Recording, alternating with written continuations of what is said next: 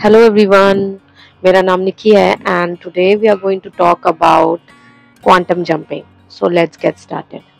Quantum jumping के बारे में बहुत सारे लोगों ने सुना होगा I think law of attraction की कम्युनिटी से. क्वांटम जंपिंग का बेसिक मतलब होता है to jump from one state of living to another state of living. ये कॉन्सेप्ट कहाँ से आया? ये कॉन्सेप्ट इस पॉइंट से आता है that we all are multi dimensional being.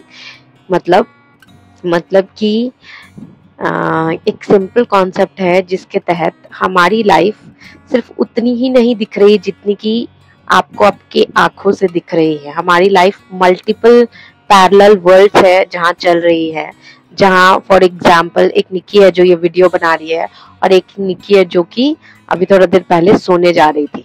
तो एक निक्की है जो आपसे बातें कर रही है और एक निक्की है जो अपने ऑफिस का काम कर रही है इसी टाइम पर, इसी मोमेंट पर. तो ये टॉपिक, ये जो आइडिया है of being present at this moment of time, आप मल्टीपल जगह पे प्रेजेंट रह सकते हो.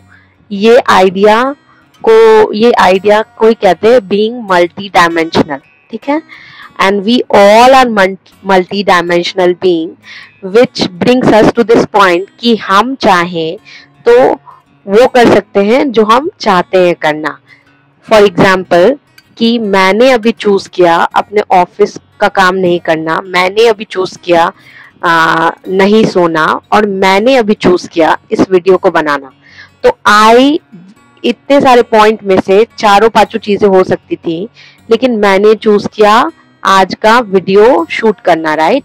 तो ये हुआ पॉइंट टू अंडरस्टैंड कि चॉइस हमारे हाथ में है एंड आई सेलेक्टेड कि मैं ये वीडियो बनाऊंगी, ना सोऊंगी ना ऑफिस का काम करूंगी. राइट?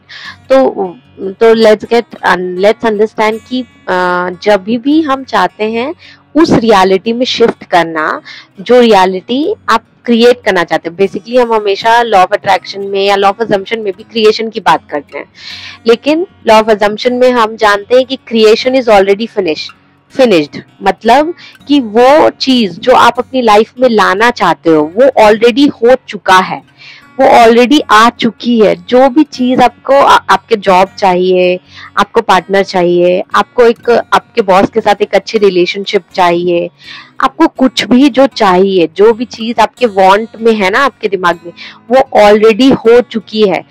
लॉ ऑफ अजम्पशन में बोलते हैं इसे क्रिएशन इज ऑलरेडी फिनिश्ड. तो क्या रियल में आपको वो दिख रहा है वैसा होते हुए जो आप चाहते हैं अपनी लाइफ में? वो नहीं दिख रहा है. राइट? लेकिन क्रिएशन इज ऑलरेडी फिनिश्ड किस पॉइंट से? इस मल्टी डायमेंशनल वर्ल्ड के पॉइंट से कि एक ऑलरेडी वर्जन आपका एग्जिस्ट करता है जिसके पास वो परफेक्ट जॉब है जो आपको चाहिए, परफेक्ट पार्टनर है जो आपको चाहिए, परफेक्ट पैसे हैं जितने आपको चाहिए. तो वो अभी, वो फ्यूचर में एग्जिस्ट नहीं करता, वो अभी इस मोमेंट ऑफ टाइम पे एग्जिस्ट करता है. तो आप चूज कर सकते हैं हर वक्त, हर ब्रेथ के साथ क्वांटम जंप करने का. अब क्वांटम जंपिंग का मतलब ये होता है कि राइट नाउ अभी मैं इस स्टेट में हूँ कि मेरे पास जॉब नहीं है, मेरे पास अच्छा पार्टनर नहीं है, मेरा घर नहीं है. मान लो फॉर एग्जाम्पल मैं इस स्टेट में हूँ और मैं जंप करना चाहती हूँ उस स्टेट में जहां मेरे पास सब कुछ है, वो भी अभी इसी वक्त अभी है. तो how will I quantum jump to that state? Is by shifting my imagination from a point जहां पे मेरे पास कुछ नहीं है टू द पॉइंट जहां पे मेरे पास सब कुछ है और अभी है, इस वक्त पर है, इस मोमेंट में है, फ्यूचर में नहीं, इस मोमेंट पे. और आप जब ये मैक्सिमम टाइम्स, अपने दिन के मैक्सिमम टाइम्स इस चीज पर फोकस कर पाते हो कि मुझे मेरी डिजायर ऑलरेडी मिल चुकी है, मेरे पास वो ऑलरेडी है, नो मैटर वो दिख रही है चाहे नहीं दिख रही है. आप जब इस पॉइंट पे फोकस मैक्सिमम टाइम्स रख पाते हो अपने दिन भर के, play it like a game, एक गेम की तरह इसे खेलिए एंड से टू योर माइंड कि वो है ऑलरेडी, मुझे दिखने लिए डजंट मीन वो नहीं एग्जिस्ट कर रही, वो है. Right now I am living that life where I am doing this job, where I am living with my life partner. जो भी चीज आपको चाहिए, you are doing that, you already have that, you are that person. And ask yourself कि am I behaving like that person? क्या मैं behave कर रही हूँ वैसे पर्सन की तरह जिसके पास ये डिजायर ऑलरेडी है? क्या मैं उसकी तरह बिहेव कर रही हूँ? क्या मेरे जो थॉट्स हैं वो उस तरह के आ रहे हैं कि मेरे पास ये ऑलरेडी डिजायर है, या फिर आप उस स्टेट में हो जिस स्टेट में आपके पास वो डिजायर नहीं है, जिस स्टेट में आपके पास वो डिजायर नहीं थी, मैं बोलना चाहूंगी, नहीं है नहीं थी, ठीक है। तो मोस्टली क्वांटम जंपिंग का मतलब सिर्फ और सिर्फ अपने इमेजिनेशन, अपने थॉट को उस फोकस को चेंज करना है कि आपके पास वो नहीं था जो आपको चाहिए है, से अभी right now at this moment of time कि मेरे को क्या चाहिए था वो ऑलरेडी मेरे पास है, उस फोकस में आपको शिफ्ट करना है कि मेरे पास ऑलरेडी मेरी डिजायर है। अगर आप इस पॉइंट से अपनी लाइफ को देखना जीना शुरू करेंगे तो आपको भी नहीं पता चलेगा कैसे आपकी लाइफ में वो सारे चेंजेस बहुत ही सटल तरीके से हो जाएंगे कि आपके पास आपकी डिजायर रहेगी एंड आप बिल्कुल ऐसा ही फील करेंगे जैसा काम अभी फील कर रहे हैं इन योर इमेजिनेशन कि आपके पास वो डिजायर है। तो हाउ काम will you feel, how loved will you feel, how happy would you feel, ये सारे इमोशन आपको उस वक्त भी आएंगे। मैं इसका एक बहुत सिंपल एग्जांपल ये है इस तरह से दे सकती हूँ। मान लीजिए कि एक पर्सन है जिसको मल्टीप्लेक्स और पीवीआर के बारे में कोई आइडिया नहीं है, ठीक है। वो पुराने जमाने के थिएटर के बारे में जानता है जहाँ एक सिनेमा हॉल में एक ही मूवी चलती थी और उसको नहीं पता है कैसे एक मल्टीप्लेक्स के बारे में नहीं जानता जहाँ मल्टीपल मूवीज चलती है। अब क्या हुआ, उसने टिकट खरीदी अपनी मूवी के लिए और एक स्पेसिफिक मूवी उसको देखना था, उसके लिए उसने टिकट खरीदा और वो चला गया सिनेमा के रूम नंबर ए में, ठीक है। वो ए में एंटर करता है और देखता है यहाँ तो दूसरी मूवी चल रही है, बट उसने तो दूसरा टिकट खरीदा था, right, and he doesn't know कि वहां पे मल्टीपल मूवीज चल रही है।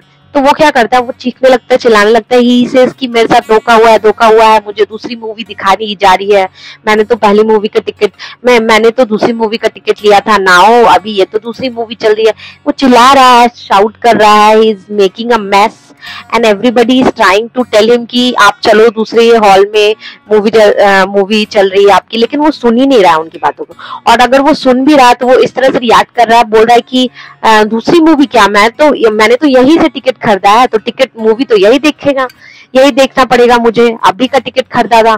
तो सब लोग उनको समझाने की कोशिश कर रहे हैं बट वो समझ नहीं रहा, वो कियोस क्रिएट कर रहा है, राइट। तो अगर कोई और आप उसकी जगह रहते तो आप क्या करते, आप सिंपल ये करते कि आप गलती से आपको पता चलता है कि अच्छा इस हॉल में ये मूवी चल रही है, आपको नॉलेज आता कि हाँ यहाँ पे मल्टीप्लेक्सेस हैं, ये मल्टीप्लेक्स है जहाँ मल्टीपल मूवीज चल रही है एक बार में, तो आप सिंपली वहां से वापस आते, कियोस ना क्रिएट करके, रेजिस्ट ना करके, उस सिचुएशन में शाउट ना करके, आप सिंपल उस हॉल से बाहर निकलते और आप की मूवी जिस हॉल में चल रही है आप उस हॉल में चले जाते, राइट। ये आप तब करते जब आपको नॉलेज होती है इस बात की कि मल्टीप्लेक्स एग्जिस्ट करते हैं और एक साथ ऐसी 4 मूवीज चल रही है, 4 अलग अलग मूवीज, और आपकी मूवीज दूसरे हॉल में चल रही है, राइट। बिल्कुल इसी तरह आप ही की 4 मूवीज चल रही है फ्रेंड्स, 4 नहीं, मैं बोलूंगी 10 या 15 या इनफाइनाइट मूवीज चल रही है, जहां पे आपका हर एक वर्जन अलग तरह से लाइफ जी रहा है। एक वर्जन है जहाँ उसके पास सब कुछ है, एक वर्जन है जहाँ उसके रिलेशनशिप उतने अच्छे नहीं है, एक वर्जन है जहाँ पे वो फाइनेंशियली स्ट्रगल कर रहा हो या फिर फाइनेंशियली स्टेबल हो या कुछ और स्ट्रगल कर रहा हो। तो वैसी 10 मूवीज ऑलरेडी लिखी जा चुकी हैं। मैं एग्जांपल्स दे रही हूँ, इनफाइनाइट मूवीज ऑलरेडी चल रही है साथ ही साथ आपको चूज करना है कि आपको कौन सी मूवी में जाना है।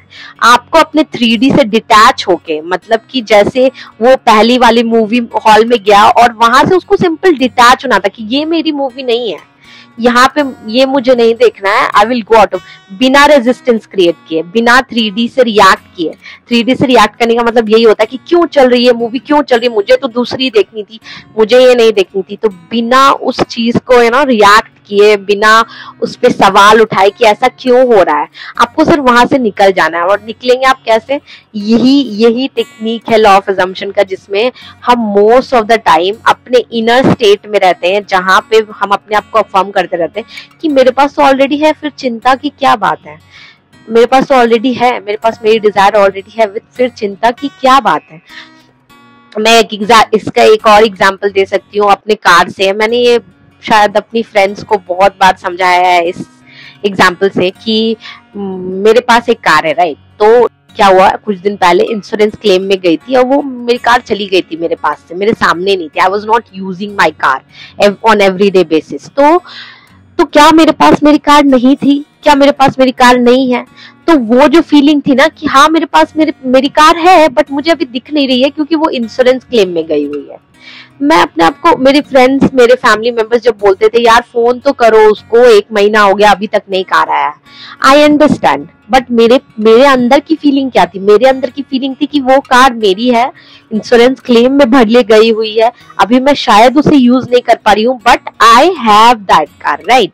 वही फीलिंग आपको लाना है अपने डिजायर के बारे में कि आपके पास आपका डिजायर्ड एसपी है, राइट नाउ वो आपको दिख नहीं रहा है क्योंकि वो किसी काम से गया हुआ है, but you have your SP, you have your specific person in your life. Now ये आप किसी भी पॉइंट ऑफ चीज से अटैच कर सकते हो, अपनी जॉब से, अपने वर्क से, अपने पैसों से, अपने रिलेशनशिप से, at anything that you want in your life you have to assume that you have it. You cannot see it right now, आप अभी भले उसको नहीं देख सकते हैं लेकिन you have it, right? तो आई होप आप सबको ये कॉन्सेप्ट समझ में आया होगा और आपको कुछ बेनिफिट मिलेगा out of this video. Thank you so much for listening to me. Bye.